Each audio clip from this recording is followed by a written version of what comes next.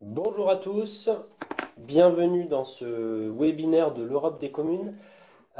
Pour ceux d'entre vous qui ne nous connaissent pas encore, l'Europe des communes, c'est le service de la Commission européenne en France, puisque la Commission européenne a des équipes en France, spécifiquement dédiées aux collectivités territoriales françaises sur l'ensemble du territoire français.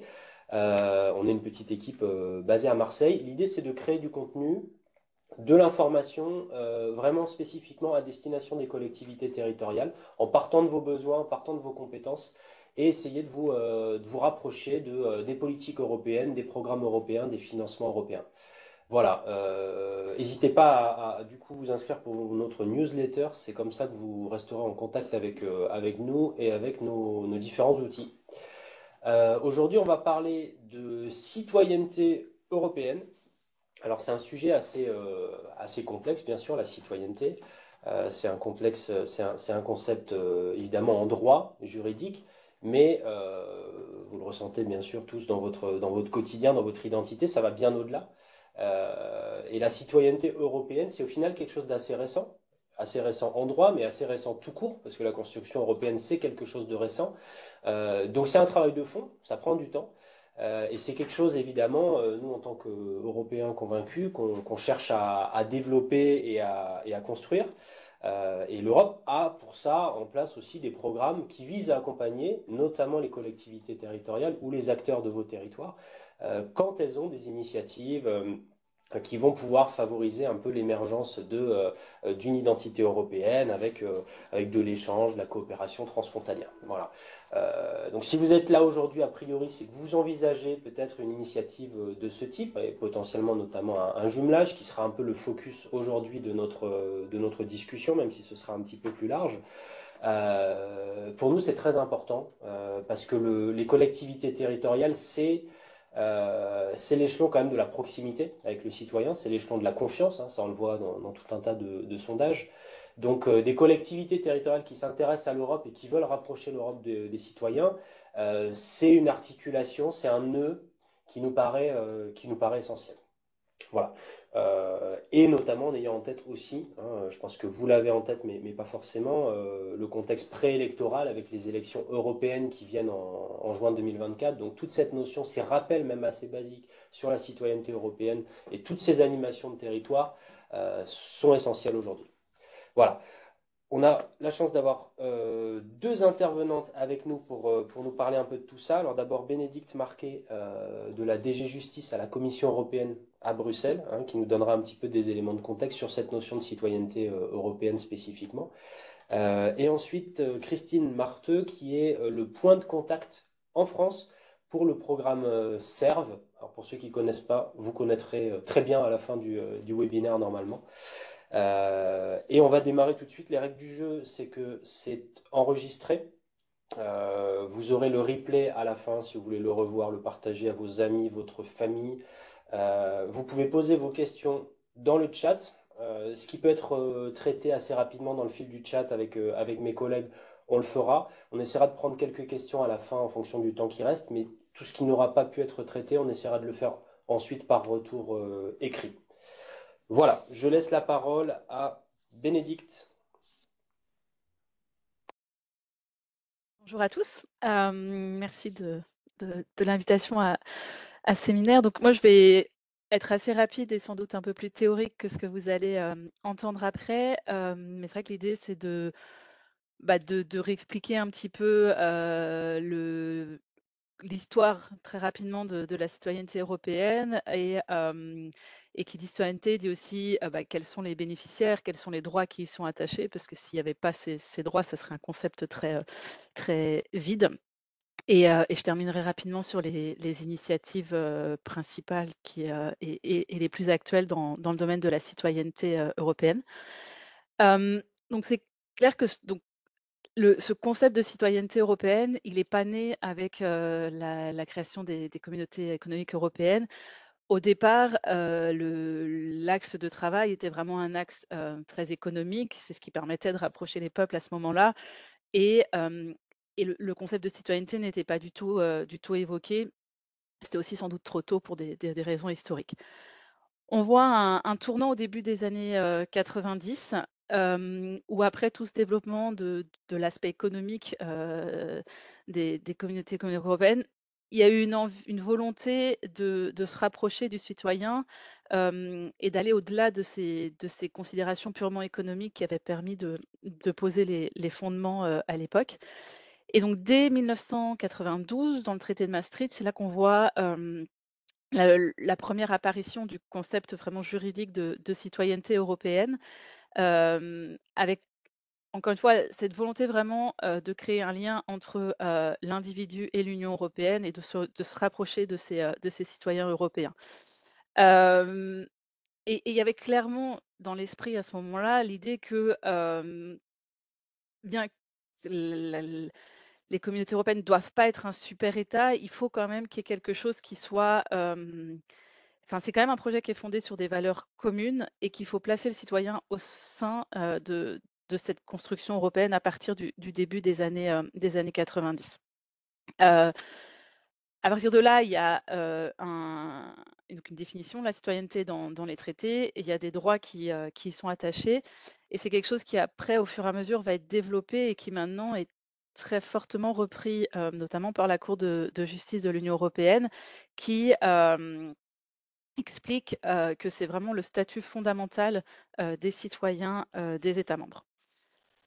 Je vais passer à la seconde slide qui est déjà là, parfait. Donc vous pouvez retrouver des éléments sur la citoyenneté dans les traités, vous avez les références si ça vous intéresse. Au niveau des bénéficiaires, hem, il n'y a pas de conditions spécifiques pour être citoyen, de l'Union puisque c'est une citoyenneté qui dépend de la nationalité d'un État membre. C'est-à-dire que toute personne qui a la nationalité d'un des 27 États membres est citoyen de l'Union. Mais les 2 sont liés et la citoyenneté de l'Union ne remplace pas la nationalité d'un État membre. Heu, donc les traités, comme je disais, confèrent la citoyenneté de l'Union, mais finalement, les conditions d'acquisition et de la perte de la nationalité d'un État membre restent une prérogative des États membres et donc L il n'y a pas de règle au niveau européen qui dit, bah, voilà, et c'est telle condition pour avoir la nationalité d'un État membre et par conséquent pour être, citoyen de l'Union. Donc ça, c'est vraiment une prérogative des États membres avec des règles qui sont, très loin d'être uniformes en fonction des États membres. Donc là, il y a des conditions historiques. Il y en a qui vont privilégier le droit du sol, d'autres le droit du sang.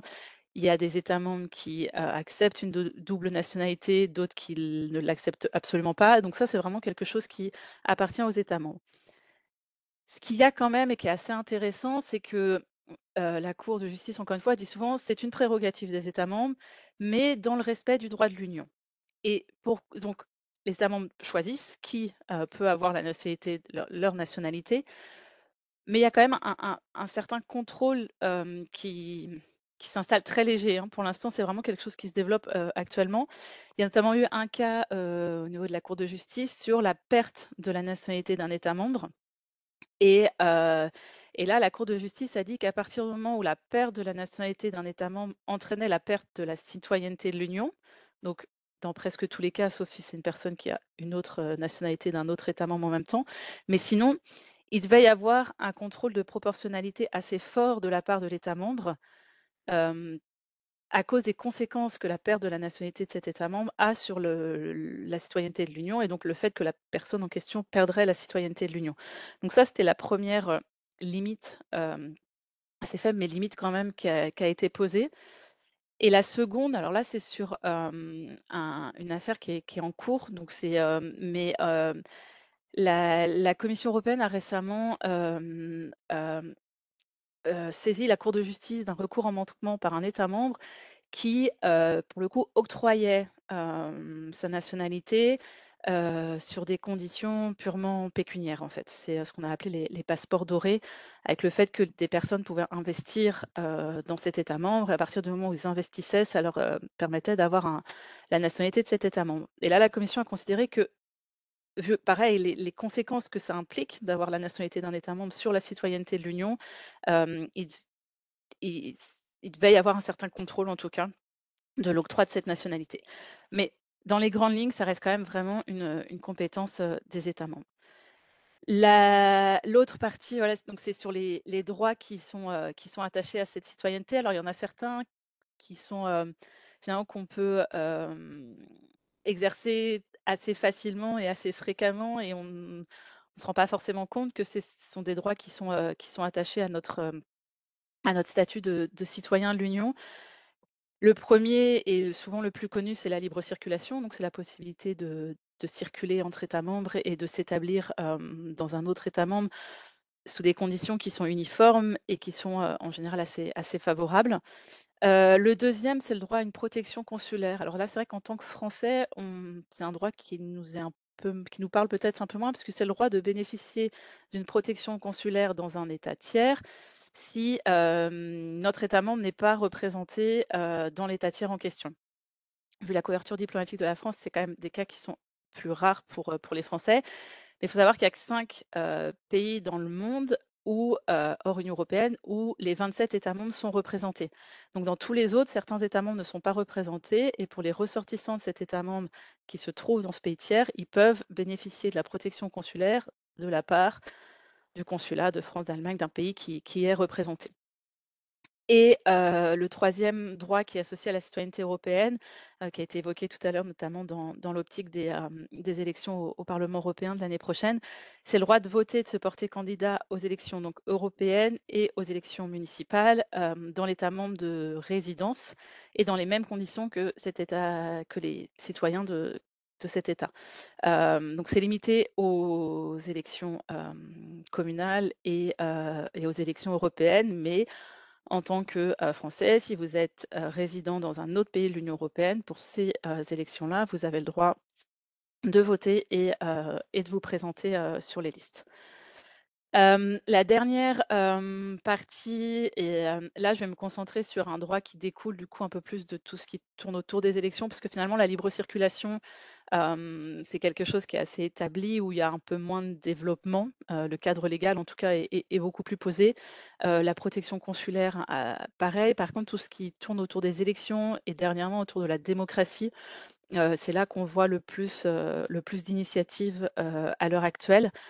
Hem Donc le lien entre la citoyenneté et la démocratie est encore plus récent que la citoyenneté, parce que c'est le traité de Lisbonne. Ça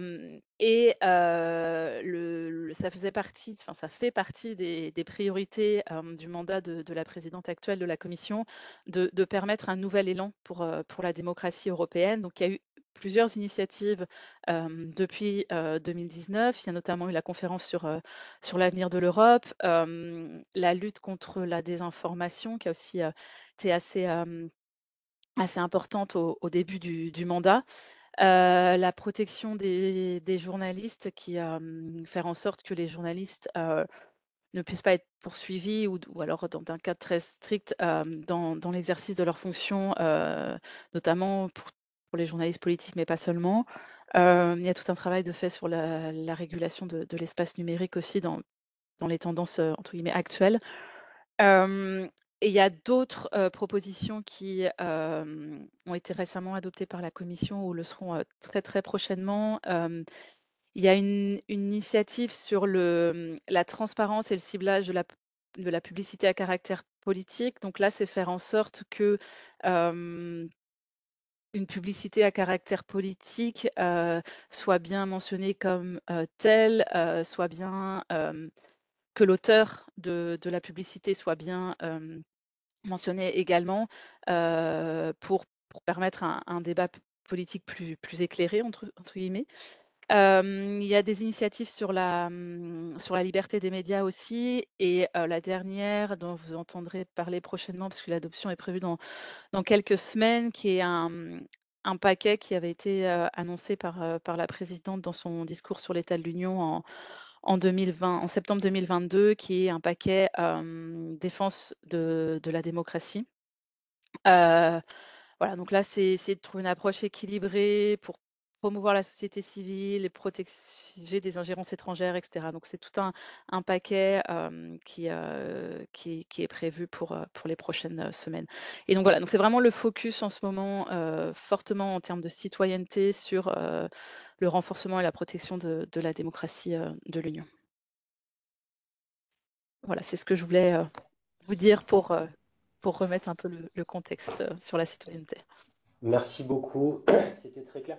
Peut-être une toute petite question qu'on a vue dans le chat. On a une question sur la citoyenneté suite au Brexit.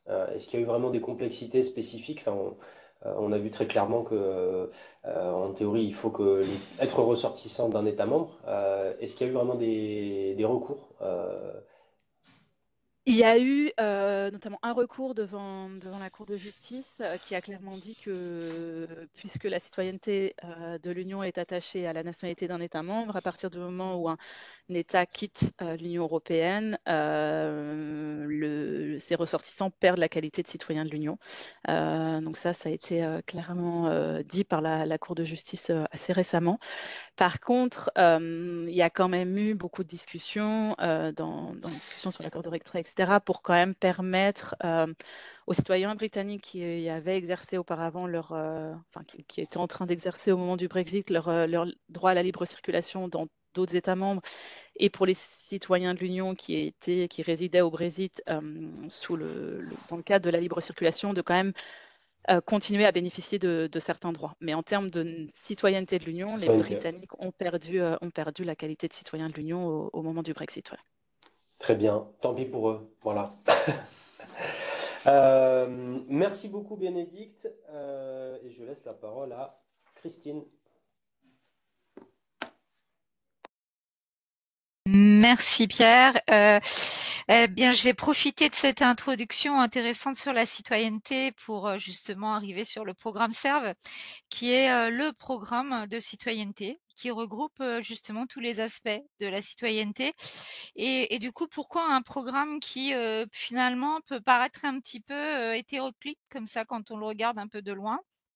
Entre la lutte contre les discriminations, les luttes contre les violences faites aux femmes, aux enfants, la participation citoyenne, le jumelage de villes, la mémoire. Donc, eh bien, c'est justement, comme on vient justement de l'entendre, que ça rassemblait tout dans un concept unique de programme de financement, tous les aspects juridiques et aussi sociétaux de la citoyenneté européenne. Parce qu'effectivement, on avait un programme l'Europe pour les citoyens qui était plus un programme axé sur la participation et l'engagement des citoyens, ce qui est effectivement un point important. Mais c'était un petit peu oublié que être citoyen européen, c'est avoir effectivement un certain nombre de droits qu'on a pu entendre tout de suite. Donc on va tout de suite regarder les objectifs généraux de ce programme. Alors, j'ai tendance à dire qu'il est vraiment important de s'arrêter sur les objectifs généraux d'un programme, pas que celui du CERV d'ailleurs, de tous les programmes quand on veut déposer un dossier de financement. Parce que ce que j'appelle la philosophie du programme est très importante dans la manière dont on va répondre à l'appel à projet. Je vous donne un exemple très simple. Quand on vous dit que quand vous allez voir la liste des activités qui sont couvertes par le CERF, qui sont éligibles, quelque part, c'est à peu près tout. Et donc, ça peut être un petit peu piégeant parce qu'on finit par se dire, bon, bah, finalement, on peut faire un programme sur la recherche et ce sera couvert par le programme SERB. Alors oui, mais non aussi, parce que oui, vous pouvez l'intégrer dans votre projet, mais si c'est l'objectif central de votre projet, alors on n'est plus sur les objectifs généraux du SERB, qui est de promouvoir justement la citoyenneté européenne, c'est-à-dire la démocratie, l'état de droit, le respect de la dignité humaine, tout ce qui a trait au point qu'on a vu précédemment, et aussi un point très important dans le programme qui est la promotion et la création de réseaux. Si je devais schématiser ce programme, il a pour intérêt que tous les citoyens se sentent concernés par l'Europe, qu'ils comprennent quelle est leur place dans l'Union européenne et en quoi, en fait, l'Union européenne les concerne dans leur quotidien, à travers des projets mémoire, à travers tout ce qui est lutte contre les discriminations, la parité homme-femme, qui est un point extrêmement important, notamment sur les nouvelles priorités. Et tous les 2-3 ans, il y a de nouvelles priorités qui sont définies par la Commission pour intégrer le programme et définir de nouveaux appels à projets. Donc ça, ce sont les objectifs généraux dont il faut vraiment se souvenir quand on dépose un projet. On peut poursuivre sur les... Alors la mise en œuvre, juste pour vous donner un petit ordre d'idée, même si pour vous ce sera à peu près transparent puisque vous aurez surtout à faire une plateforme pour déposer un dossier et bien sûr, vous pouvez nous contacter, nous, en tant que point de contact national du programme, c'est notre rôle. Donc comme vous le voyez, donc c'est un programme qui a été construit avec plusieurs anciens programmes qui concernaient la lutte contre les discriminations et la lutte aussi contre les violences faites aux femmes et aux enfants, et qui étaient gérés par la DG Justice, qui est toujours aussi à pied d'œuvre sur ce programme, en même temps que l'agence EACEA. On va dire que pour vous, une fois que votre dossier est accepté, vous avez affaire donc plutôt à l'agence exécutive et avant plutôt à nous en tant que point de contact, même si vous avez la possibilité de contacter la commission. Alors je vous rappelle que nous avons aussi un site qui s'appelle cervfr.org qui lui est tout en français. Sur le site de la commission, vous avez bien entendu l'ensemble des programmes qui sont représentés. Il est un tout petit peu plus complexe et un peu moins convivial. Et surtout, il n'est qu'en anglais. Et il ne sera pas en français. Donc, parce qu'on m'appelle assez souvent pour me dire qu'il y a des onglets et que ces onglets ne fonctionneront pas et ça restera en anglais. Donc, je vous invite dans un premier temps peut-être à aller sur notre site pour pouvoir déjà prendre connaissance des grandes lignes. Et puis surtout parce qu'on vous a mis à disposition un grand nombre d'outils qui vont vous permettre de mieux vous repérer aussi pour aller télécharger un dossier. Donc, vous avez des tutoriels un peu pour tout, pour télécharger les dossiers, pour chercher une thématique, pour trouver la traduction sur le site, parce que c'est pas forcément facile. Donc, on vous a mis un maximum de tutoriels, aussi comment remplir le dossier. Et on vous a mis également ce qu'on appelle dans le calendrier des projets, on vous a mis des kits. Dans ces kits, nous avons traduit l'appel à projet en français de la commission. Nous avons traduit également le dossier de subvention. Et lorsque vous déposez ce dossier de subvention, vous êtes obligé de, bien sûr, aller télécharger le dossier qui est sur la plateforme Funding and Tenders. Mais pour ça, on vous met un lien sur notre site. Vous n'avez qu'à cliquer dessus et vous allez directement arriver sur l'appel à projet de la commission. Et là, vous téléchargez votre dossier que vous devrez ensuite retélécharger, mais on ne va pas rentrer dans les détails techniques. L'intérêt de cette réunion aujourd'hui, c'était d'abord de vous donner un aperçu rapide du programme, parce qu'il y a plein de volets différents, puisque comme on vous l'a dit, les facettes sont multiples en termes de citoyenneté. Donc, je vais essayer de vous donner un bref aperçu de ces différents volets.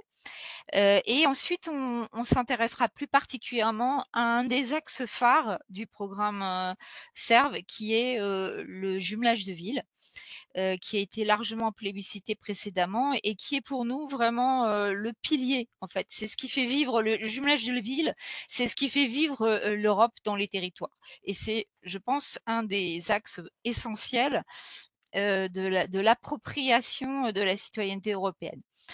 Donc, ces 4 volets, vous les voyez s'afficher. Vous avez donc les valeurs de l'Union qui sont plutôt axées sur aider les structures, les organisations de la société civile pour faire de la sensibilisation sur un plan plutôt très large, hein, puisqu'on est sur des campagnes de sensibilisation européenne.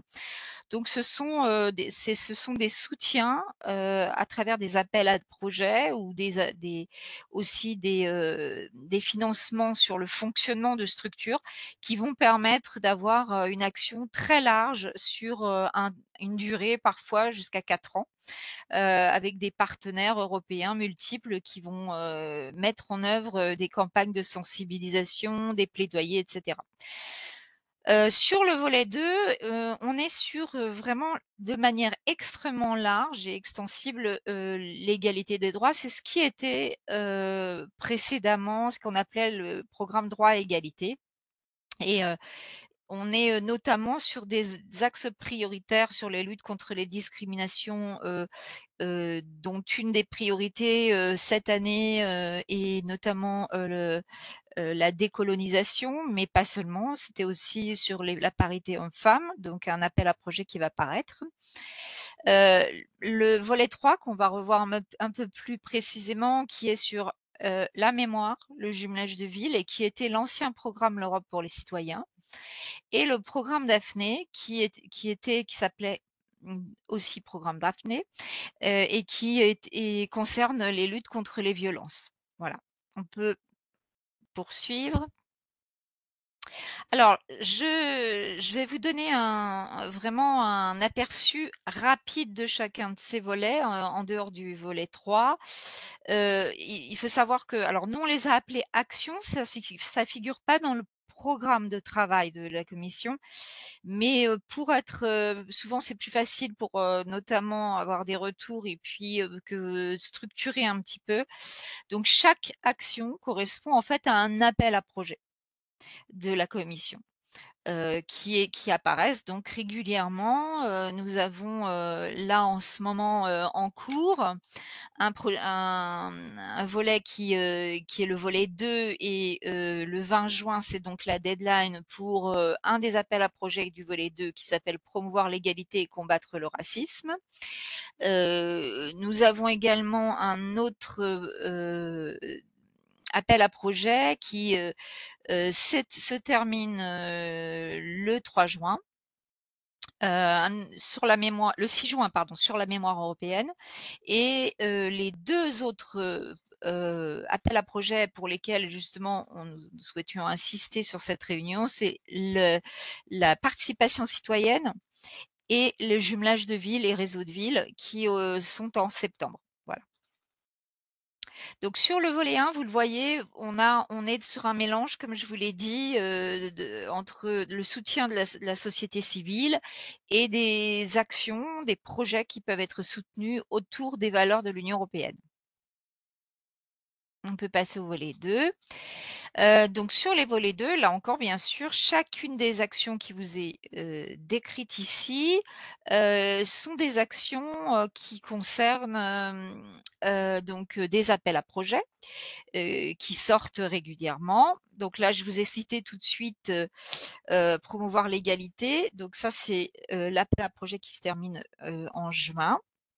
On a eu beaucoup d'intérêt pour ce, volet puisque ce sont des volets qui correspondent à des activités qui sont pour la plupart du temps déjà mis en œuvre sur les territoires. C'est-à-dire que les campagnes de sensibilisation sur les luttes contre les discriminations ou sur les luttes contre les violences, il y en a, très régulièrement. Je suis passée, justement à Marseille, il y a quelques mois où il y avait une grande campagne sur la lutte contre les violences faites aux femmes, qui n'était pas financée d'ailleurs par le programme Serge, je l'ai remarqué, mais qui sont présents quasiment dans toutes les villes. Donc c'est la raison pour laquelle les communes sont particulièrement touchées par ce programme, pas seulement à travers le programme la mémoire ou les jumelages de villes, mais aussi sur des actions qui sont beaucoup plus larges de lutte contre les discriminations sur des dispositifs qui sont déjà mis en place au sein des communes. Donc vous le voyez, vous avez une variété de dispositifs et d'appels à projets qui vont, généralement d'un minimum de 75 000 € pour arriver, jusqu'à, parfois 1 million d'euros, en fonction du type d'appel à projet concerné. On peut passer sur le volet 3. Qu'on reverra un petit peu plus précisément. Donc, le volet 3, c'est donc, la mémoire européenne. Alors on a eu, notamment, là je suis un peu dans la dernière ligne droite. Nous, en tant que point de contact, on essaye bien sûr, d'être au plus près de vos préoccupations et surtout de vous aider dans la rédaction, de ce dossier. Alors si si j'avais un conseil surtout à donner, c'est ne pas, on va dire, se laisser, impressionner par le dossier de subvention qui n'est pas extrêmement convivial, je vous l'accorde, mais qui a pour mérite, on va dire, qu'une fois que vous avez rempli ce dossier, d'abord, c'est un peu un dossier commun à plusieurs autres financements et surtout, une fois que vous l'avez fait, vous saurez le faire. C'est vrai que la 1re fois, il est un peu compliqué, mais c'est pour ça qu'on a aussi des outils pour vous aider à le remplir et puis surtout, on est là. Moi, je relis, des dossiers, j'ai en contact des villes, des associations, sur des gros projets ou des petits projets. Il n'y a pas de règles ni de limites, c'est-à-dire que j'ai aussi bien des tout petits jumelages de villes qui vont me contacter pour remplir leur dossier et je sais que pour eux, c'est évidemment plus compliqué de remplir ce type de dossier, même si, il a été, simplifié en termes financiers et le gros avantage, on le verra plus précisément, mais le gros avantage, c'est que c'est vraiment un financement forfaitaire dans lequel vous n'avez pas à apporter ni de preuves, de vos cofinancements, ni, à fournir de factures à l'issue, du projet que vous pouvez avoir de jumelage de villes ou de mémoire ou de réseau de villes. Donc les projets mémoire, on en a eu beaucoup. J'ai vu beaucoup de dossiers passer ce printemps. C'est un axe très privilégié, hein, sur les pays comme la France et l'Allemagne notamment. Le jumelage de villes, c'est aussi évidemment un des axes principaux. En étant un petit peu effrayée par le dossier, on va dire qu'il y a eu un petit peu, un effet, stop, la dernière année, ce qui est très dommage, parce que comme je le dis assez régulièrement, il y a 2 choses importantes quand on veut déposer un dossier de financement. Plutôt que de connaître le budget, et l'enveloppe budgétaire qui finalement a assez peu de sens parce que si vous êtes extrêmement nombreux à déposer, l'enveloppe a beau être très importante, peut-être que le taux de succès sera faible. Donc une des premières informations à avoir, c'est le taux de succès, en fait, de réussite quand on dépose un dossier. Ça, je pense que c'est vraiment, ce qui permet aussi de déterminer si on veut ou non s'investir. Alors je vais vous donner évidemment une information, très positive, c'est que sur le programme, CERV, vous avez sur le jumelage de villes un taux de réussite qui est de 82, ce qui est un taux absolument record. Je ne connais aucun autre programme qui a ce taux de succès. Pour la raison que je vous ai évoquée, c'est-à-dire qu'on a eu trop peu de projets déposés, en partie parce que le dossier semblait un peu compliqué. Pour autant, je vous dirais que moi j'accompagne des tout petits porteurs de projets qui réussissent, à déposer et qui ne disposent pas de personnel, spécifique ou dédié pour le jumelage de villes et 82, c'est vraiment un taux très, très élevé de réussite et donc enfin, j'aurais tendance à dire qu'il fallait vraiment, le vouloir pour pas l'avoir l'an dernier parce que c'était quand même vraiment très accessible. Et d'autres pays ont beaucoup déposé, nos amis italiens déposent toujours énormément notamment et réussissent donc à obtenir beaucoup de financement. Donc tous les volets, là je vous donne l'exemple du jumelage, évidemment tous les volets n'ont pas ce taux de réussite, mais en tout cas c'est un taux qui est assez élevé de manière générale sur le programme SERV. Donc n'hésitez pas à déposer aussi parce que vous avez, des financements et des leviers qui sont importants. Donc sur la participation citoyenne, on va y revenir, mais il s'agit vraiment de projets citoyens, autour de thématiques, qui sont, l'euroscepticisme ou alors ça peut être alors là, les élections européennes, ça va être un petit peu tard, mais, parce que vous avez un temps assez long. J'en reparlerai pour ensuite obtenir, la réponse et puis signer votre convention. Mais en tous les cas, vous avez, aussi bien, les questions sur l'environnement que les questions sur l'euroscepticisme, que, sur, différentes priorités qui sont définies dans l'appel à projet, qu'il faut intégrer à votre demande de subvention. Mais voilà, schématiquement, déposer une demande de subvention sur le programme SERV, c'est ajouter un jumelage de villes traditionnelles que vous avez peut-être l'habitude de mettre en œuvre. C'est ajouter une dimension un petit peu réflexive dans laquelle vous allez amener les citoyens qui seront présents sur vos événements à pouvoir partager, dialoguer, confronter des idées.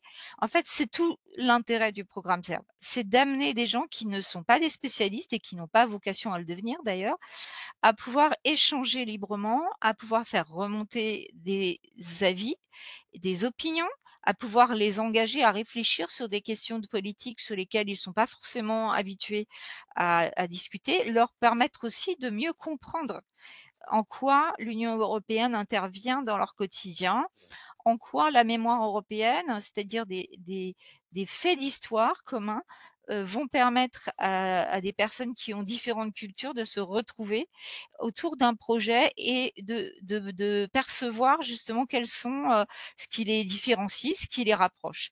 Et c'est tout l'enjeu de ce programme, c'est de dynamiser sur un territoire les échanges, le travail transversal, et ça c'est vrai pour tous les volets du programme. C'est favoriser que le travail entre les collectivités, les associations, tout type de structures qui vont pouvoir venir construire et alimenter le projet. On reviendra après. Le jumelage des villes, alors on n'a pas rectifié, je suis désolée, on va le faire sur le maximum du jumelage. On est maintenant à un forfait de 50 000 € minimum. Maximum, pardon, maximum. On peut peut-être passer sur la slide suivante. Merci. Donc, pour revenir en détail sur chacune des actions, je vous le disais, sur les différentes priorités, comme je le dis assez souvent, Pierre ne m'en voudra pas, c'est la marotte de la commission, c'est d'avoir des priorités. Donc vous avez, quand vous construisez votre dossier de subvention, il y a plusieurs éléments hyper importants dont il faut tenir compte. La première, évidemment, c'est de lire l'appel à projet en détail.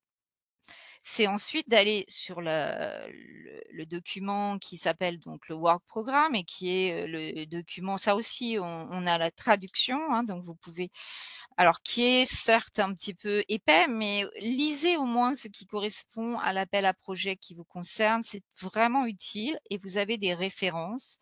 Donc notamment sur des ressources. Sur notre site, nous avons aussi un onglet qui s'appelle ressources documentaires et qui peut vous être utile pour avoir certaines références à mettre dans vos dossiers de subvention, notamment si vous êtes sur les volets 2 et 4 au niveau des stratégies, sur les luttes contre les discriminations. Vous avez différentes chartes, différentes stratégies de l'Union européenne auxquelles il est important de se référer pour faire écho à votre projet.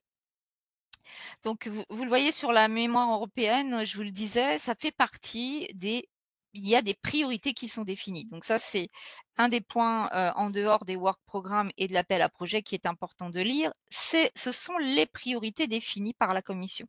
C'est-à-dire que sur une période de 2 ans, il va y avoir certaines thématiques que vous aurez à intégrer.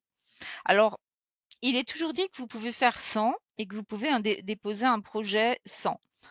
Par expérience, j'aurais tendance à dire avec, c'est mieux, parce que ça vous donne des points supplémentaires et que quand vous êtes en concurrence avec d'autres projets, eh bien, c'est toujours préférable de multiplier, vraiment les possibilités d'avoir des points supplémentaires.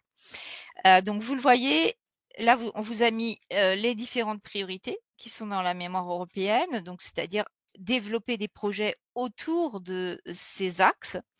Sur l'action 2 qui est la participation citoyenne et l'engagement, il s'agit de promouvoir la participation démocratique en débattant de l'avenir de l'Europe ou les autres priorités. Donc il faut choisir une priorité que vous allez intégrer à votre projet. Alors sur l'action 1, 2 ou 3 d'ailleurs, vous avez différents, on va le voir, différents modalité pour les financements. On peut passer sur la slide suivante. Alors sur l'action 3, donc c'est-à-dire jumelage de villes et réseau de villes. Alors la distinction, c'est qu'un jumelage de villes, c'est c'est ce que vous avez l'habitude de connaître, c'est-à-dire développer un échange interculturel autour, bien souvent d'ailleurs un moment de mémoire, hein. Moi je vois c'est souvent le cas sur les dossiers que je lis. C'est souvent l'occasion aussi de rappeler, une date importante, de l'histoire commune.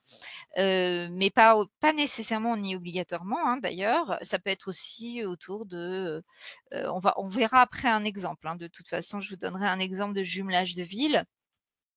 Sur l'action 3, on a, par exemple, sur le réseau de villes, juste un petit exemple, on avait, sur Marseille, notamment, un projet qui a été obtenu il y a 2 ans de cela, autour de la fracture numérique.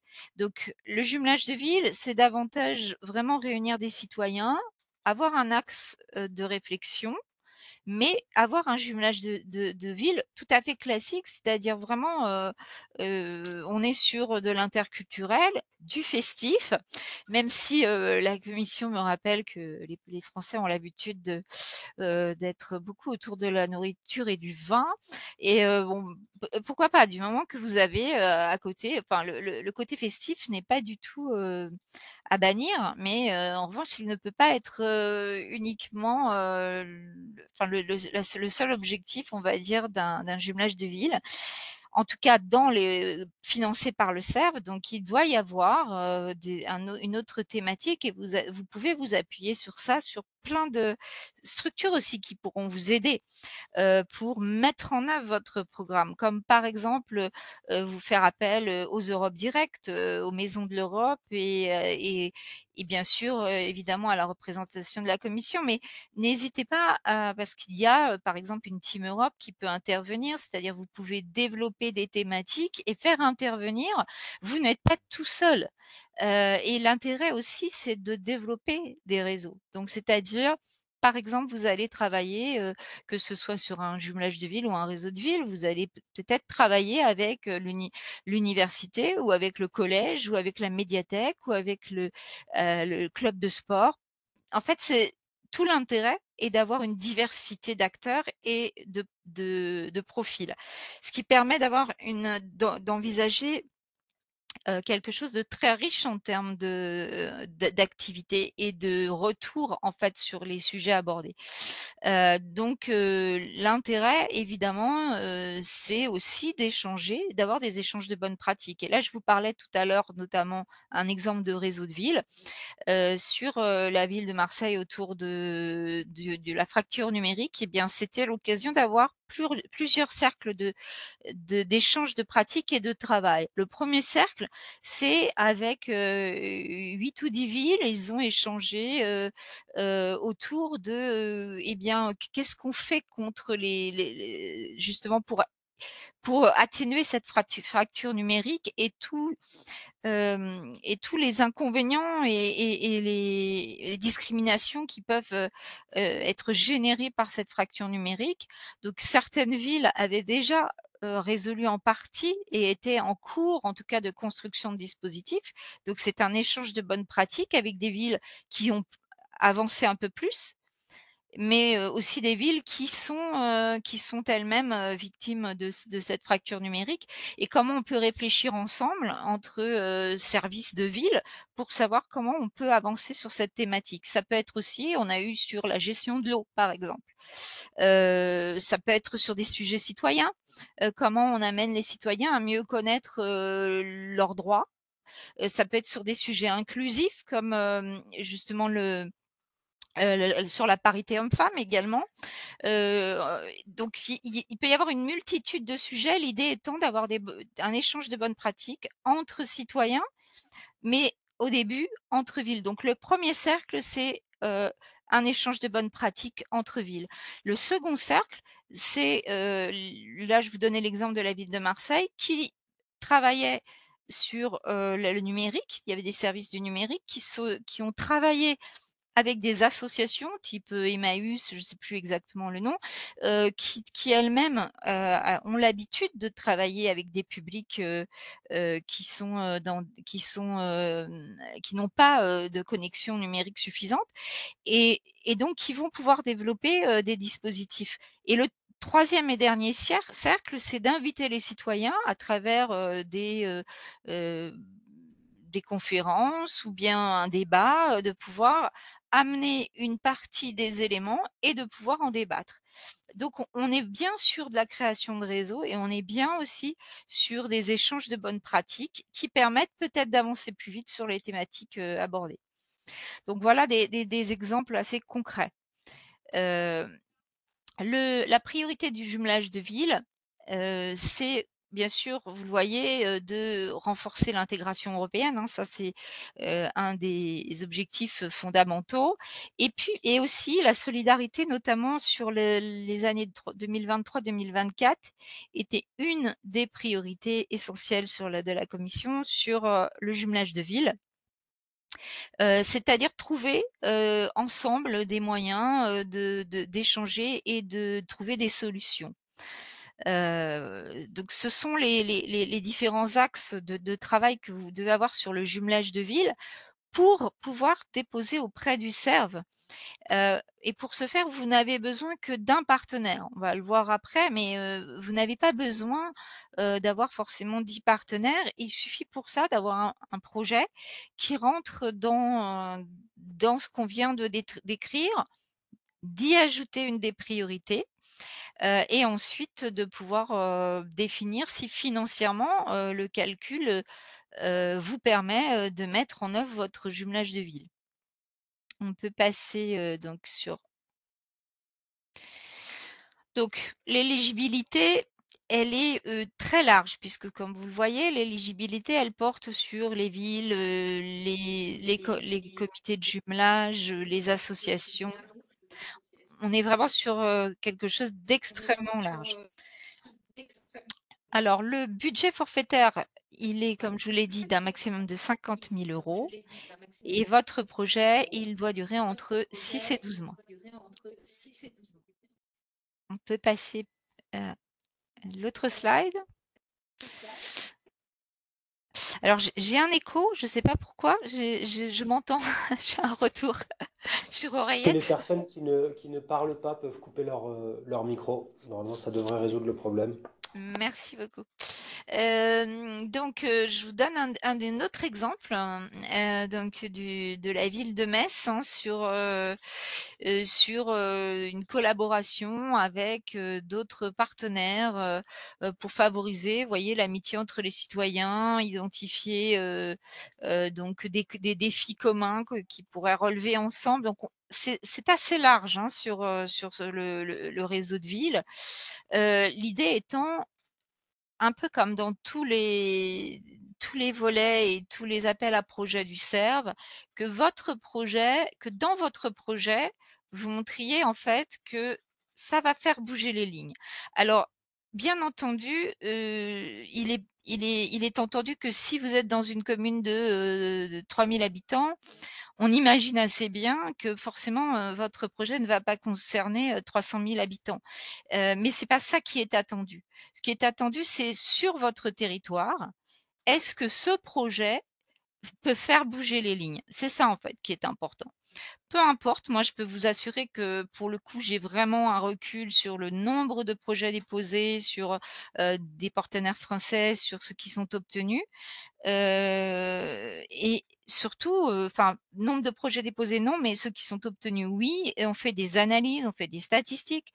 Donc, je vous assure que même des petites communes obtiennent des financements sur le jumelage de villes notamment, en sachant que vous êtes vraiment c'est pas extrêmement difficile en fait d'intégrer et nous on peut vous conseiller, hein, sur le point de contact, si vous avez des difficultés. Vous avez, comme je vous l'ai dit, les Europe Direct et les maisons de l'Europe également. Mais vous conseiller sur, je pourrais vous parler, longuement, de ce qu'on peut mettre. D'ailleurs, on va le faire, bientôt parce qu'on a un webinaire le 9 juin qui portera uniquement sur, le jumelage de villes Et donc sur l'appel à projet, donc avec plus de détails techniques aussi sur, comment déposer pour désacraliser ce fameux dossier de subvention qui fait si peur. Voilà, comme je le dis, il faut vraiment pas se laisser impressionner par le dossier. Il y a des difficultés, mais il suffit d'y aller pas à pas et puis on y arrive. Donc pour vous dire que même les petites, communes, obtiennent des financements et on les accompagne et voilà, donc vous pouvez faire appel à des structures qui vont aussi vous aider à intégrer des activités qui seront, celles qui sont nécessaires pour obtenir un financement. On peut donc poursuivre.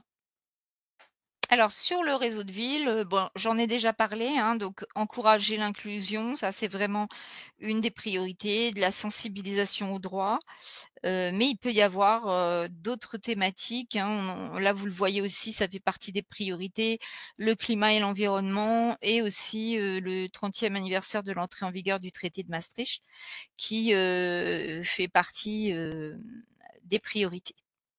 Bien entendu, je le précise parce qu'on me pose souvent la question, et il n'est pas nécessaire d'avoir, plusieurs priorités. Il vaut mieux en avoir évidemment qu'une.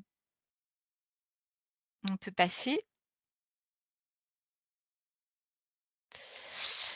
Donc je terminerai par le volet 4 qui est donc, rapidement, le volet Daphné qui concerne, les violences faites aux femmes et aux enfants.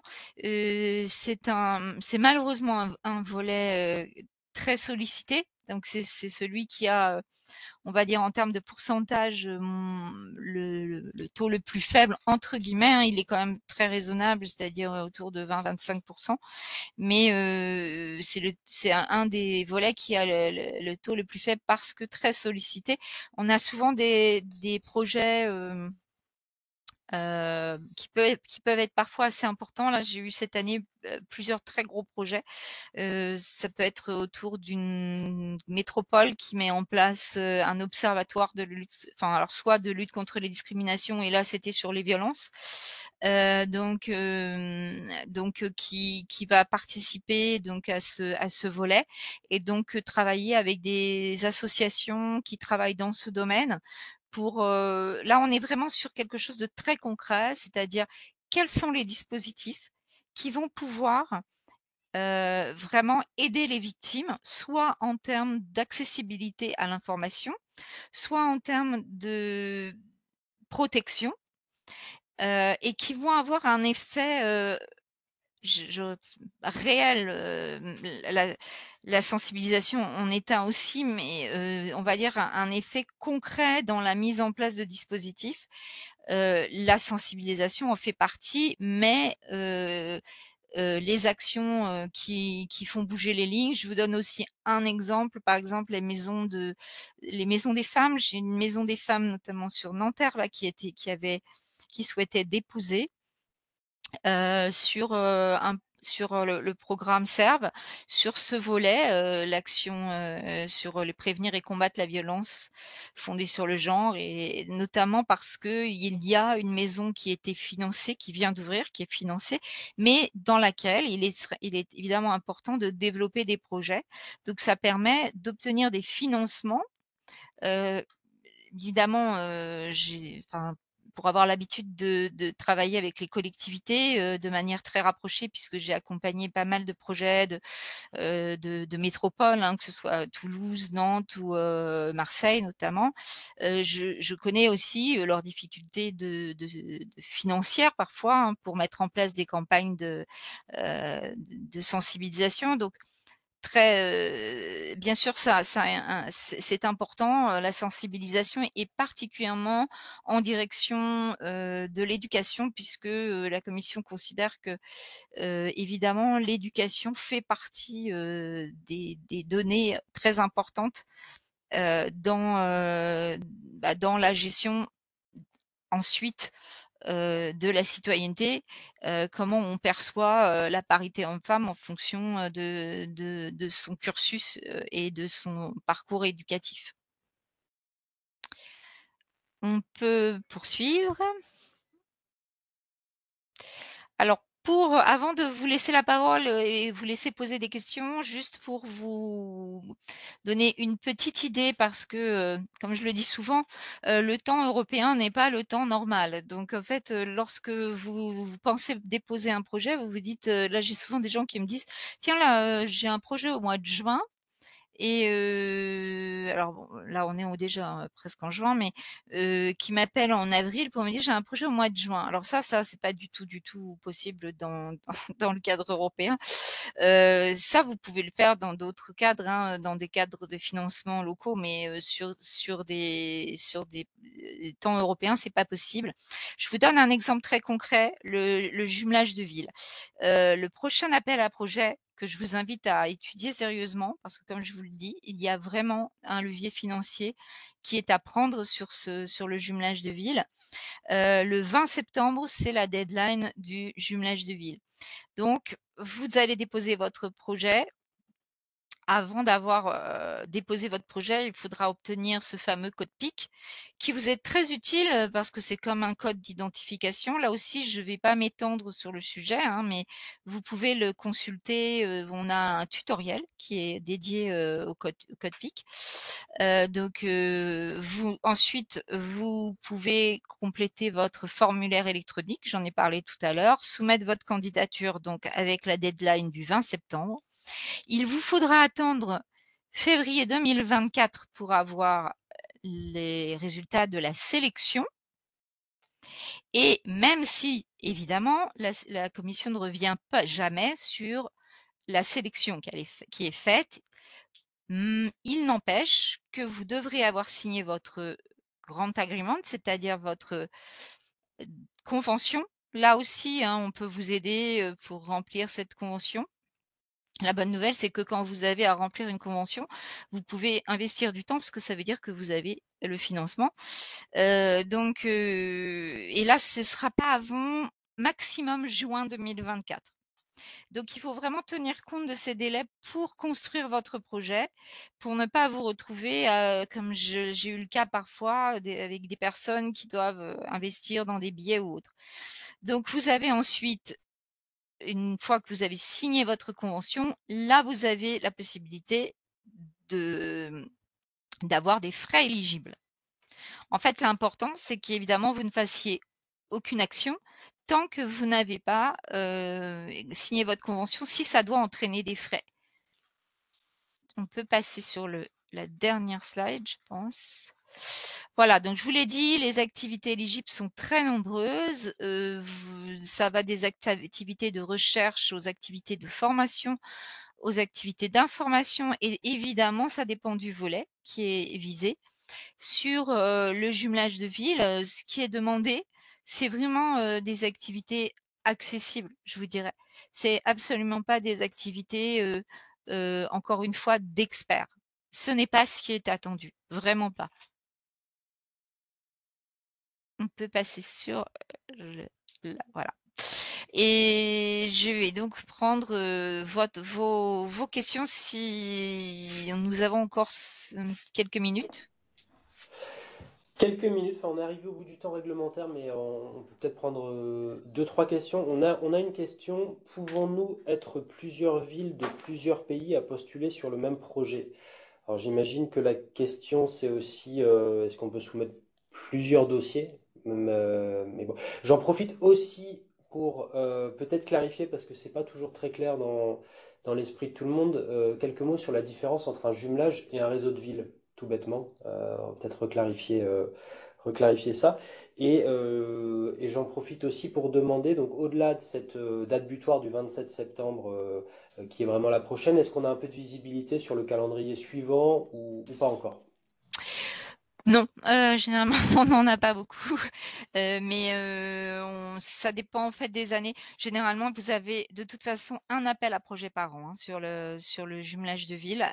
On a essayé d'insister pour en avoir plus, les points de contact, mais je sais pas, je crois pour l'instant, on va rester à un par an.